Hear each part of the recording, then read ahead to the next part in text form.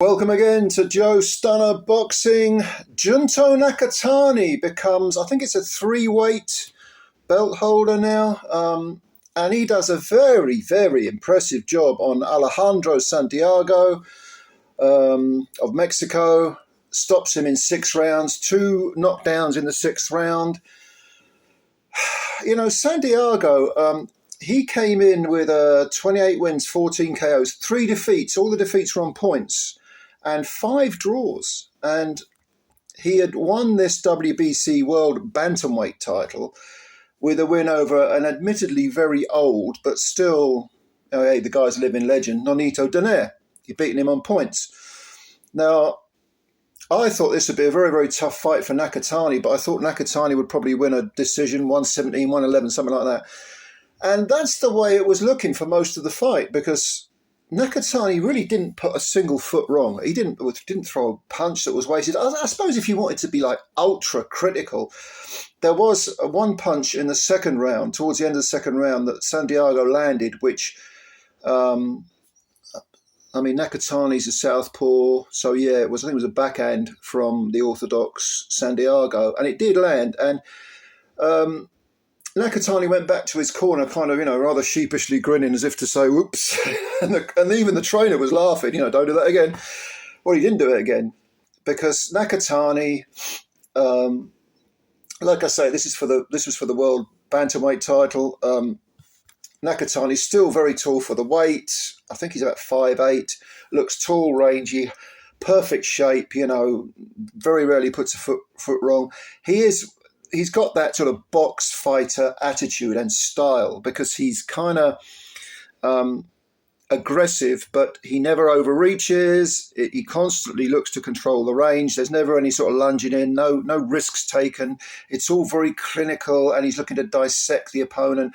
And Santiago, who has his own skills, he was never going to outbox Nakatani, so there was always going to have to be an element of risk for Santiago, who is a very good front foot pressure fighter. But because the dimensions were just too much for him, I don't know what height Santiago is. If I had to guess, I'd say he was about 5'4". He just didn't. He couldn't get past the jab, and he would have to time Nakatani, and he did. Like I say, in the 2nd round, he did it on one occasion, but it was very, very difficult, very tall order. The styles for Santiago just weren't meshing. Well, for most of the fight, it was a case of Nakatani winning just about every round and just doing it through simple boxing. And he mixed a little bit of power in just to keep Santiago honest, just to make sure that Santiago didn't get too brave. But Santiago, like I say, he had to gamble. He was throwing himself, beginning to sort of think, okay, this is my belt and I'm away from home. I'm in Japan and I'm going to have to do something here. So I'm going to have to, get straight in and gamble and maybe sort of throw myself in, get a bit cavalier, get a bit wild. There was only going to be one result to that, and we saw it in the 6th round, and it was only 20, 30 seconds into the 6th round where Santiago came in the front door. He did land one of his own punches, but he got countered with a southpaw backhand straight down the middle, which put him over. He was shaken, but he knew where he was. He got up, got pinned in the corner, and then it was a right hook that sent him sliding down the ropes onto his side, and the referee stepped in and stopped the fight. No argument at all. The first stoppage defeat of Santiago's career. He's only 28, so he can come again. But Nakatani is 26. He really looks the part. For a long, long while, some of us have been saying Nakatani's a terrific fighter. One of the best smaller weight guys. Now he's at bantamweight. He can probably pick up where Inoue left off. His previous win was over Archie Cortez. That was a 12-round decision, and that was in defence of his WBO super flyweight title. But if you remember the fight before that one against Andrew Maloney, which was also a WBO super flyweight, I think it was for the vacant belt, he scored that picturesque knockout over Maloney. He floored Maloney, I think, in the 2nd round, the 11th, and then twice in the 12th, and then I think that the second knockdown in the 12th was, he kept him there. It was a referee didn't even count. It was one of those bang flattened out, flatlined. And that was in the 12th round.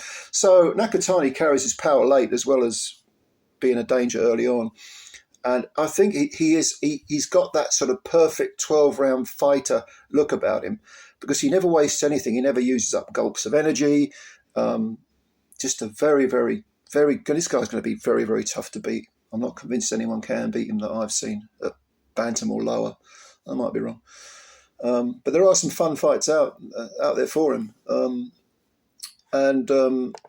Yeah, I mean, put it this way, as I'm doing this video, I've still yet to see Takuma Inoue and Joan Ancajas, and they're fighting for the WBA bantamweight title. So the winner of that could fight a unification. But that's what I want to see Nakatani in. Junto Nakatani should be in unification. It's not just picking up belts, random belts, willy-nilly.